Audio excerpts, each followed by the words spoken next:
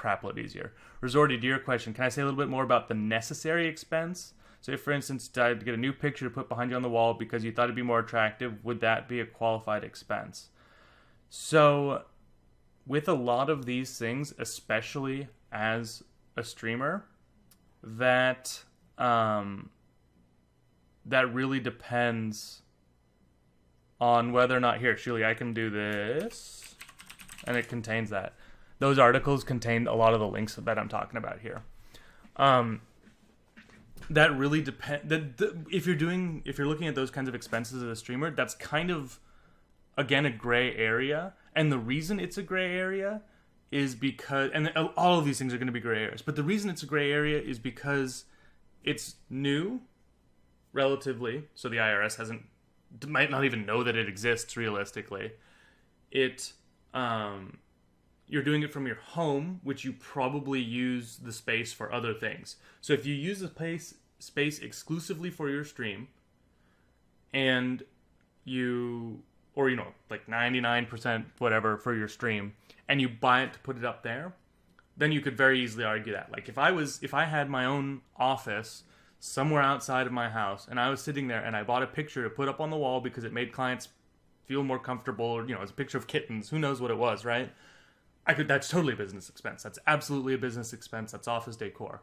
So it's a little grayer with streaming if you're not exclusively using the space. Would a closet count? You mean as exclusively using the space?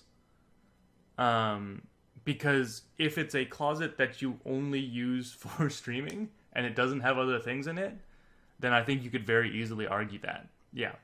And again, when I'm talking about these things, when I'm talking about like this specifically, like these kinds of expenses, I think you can.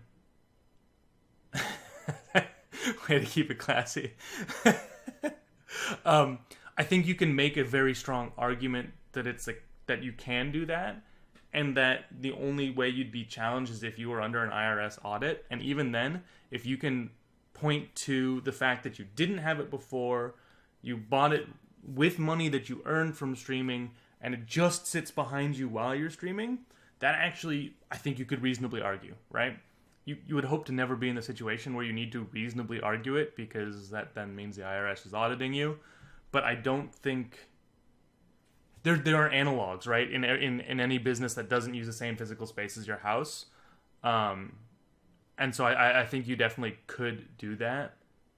I think, well, here's what I'll say. I think on a practical level, you could do that with no issue, right? That just you're small enough. The IRS has had its budget and staff cut for a long time, which makes no sense to me, by the way. If you want to save money, why would you cut your collector's budget? But in a practical sense, I'd say it's not going to happen.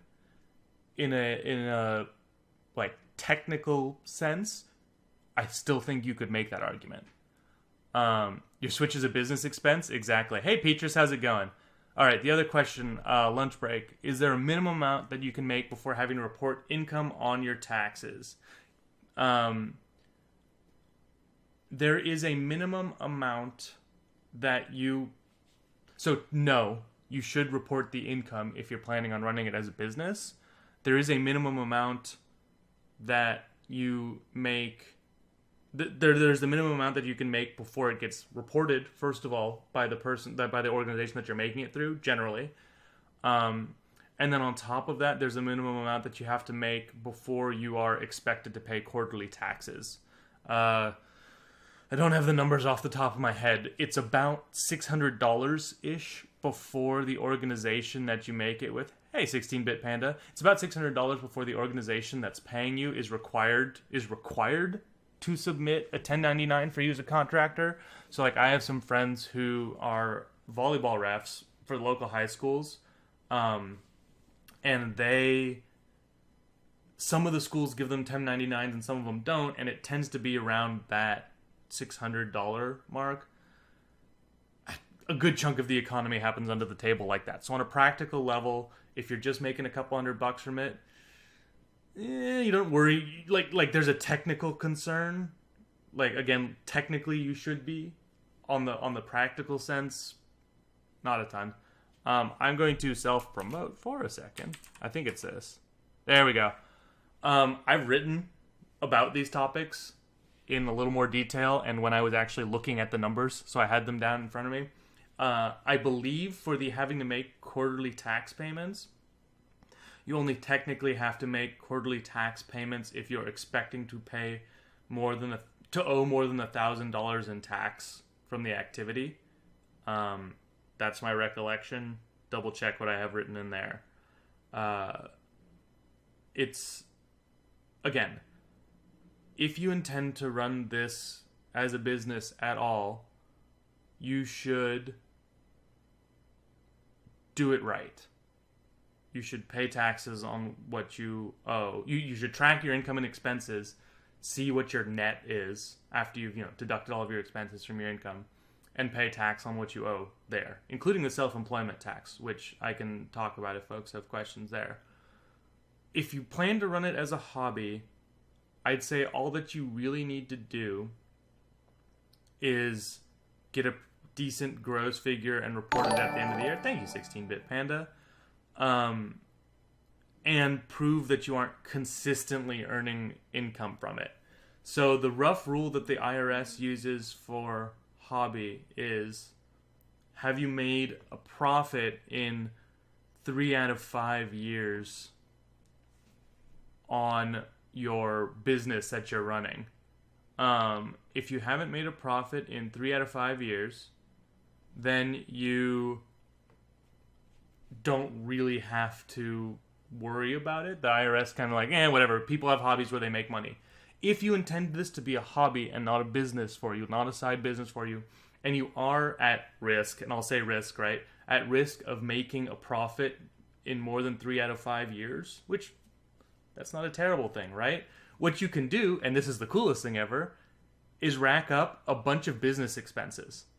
And for you, business expenses, like Shuli was saying, could be the switch, right?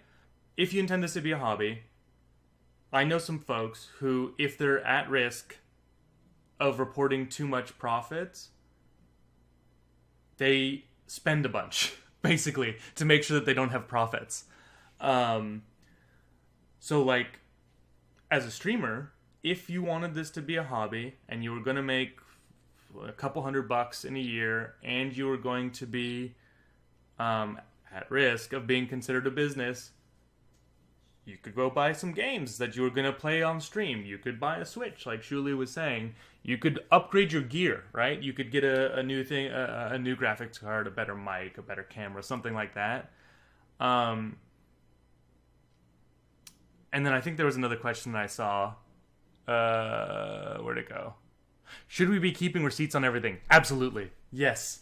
Absolutely. In both cases, hobby or business. You want to be keeping receipts as a hobby because you want to make sure that you're not going afoul of these hobby rules I was just talking about. You want to be keeping receipts if you were planning on running it as a business. Absolutely. Because then you have something to refer back to in case you ever get audited, right? They'll come back and be like, "Ooh, okay. Shuli's doing it right." Exactly. Shuli intends to never make a profit, therefore he's spending it down.